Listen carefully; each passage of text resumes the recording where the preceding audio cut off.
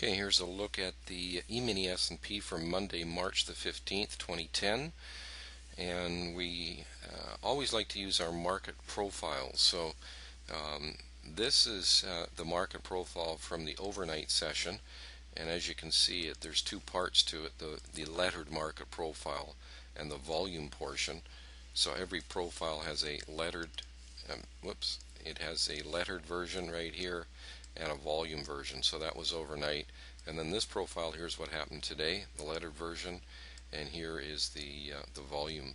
So we had an area that the market pierced through today. We were saying that approximately from 40 to 41 would be a likely support area. And as you can see, in the overnight session, the market hit 40.25 and then rallied up, and in the first hour of trading actually reached up to 45.50, so approximately a 5-point rally off of that support area. But as you can see, when the market traded, it traded down here early in the day, forming its low relatively early in the day, and then turning around and having a nice rally in the second half of the day, and actually making new highs. So I think this is a pretty bullish development, and we expect to see the market likely to go back up and test that 52 area. We also like to use the market profiles from just the regular trading hours. And so these profiles here are, for example, this is today, this is Friday, and then this was last Thursday, and so on. So we also like to use these market profiles. It gives us a little bit of a different look on the market. And here's our software that we use to help us identify these trades. We had only 3 trades today as far as system trades were set up. We had a short trade in here and so this was the first trade. We actually lost 2 ticks on that one, so minus 0.50. We had another trade come in here that got us short in here, and that was trade number 2, and it did move in our direction 5 ticks. But according to our trading protocol,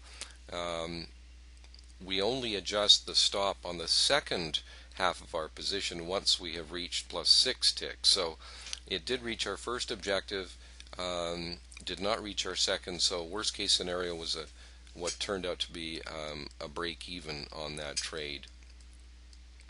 And the third trade that we had was once the market started to rally in here, we were able to get long and actually be able to hold on to that almost to the end of the day.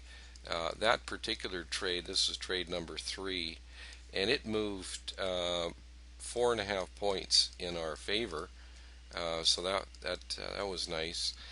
And we ended up on the final partial, so it easily hit our first 2 objectives, and we ended up with 3.5 points on the final partial on that third trade. So we just had the 3 trades today, nicely on the profitable side, and we expect to see some more up tomorrow. The support down there probably it may not come in until once again around the 40-41 area, so that's kind of an area to look for likely support, although we think it needs to go ahead and test that 52 area, which is a more likely scenario. So that's a look at the market and the trades in the E-mini S&P through the eyes of E-mini Day Trader for Monday, March the 15th. So any questions or comments, just get a hold of us at info@eminidaytrader.com, or our phone number's on our website. Always love hearing from you.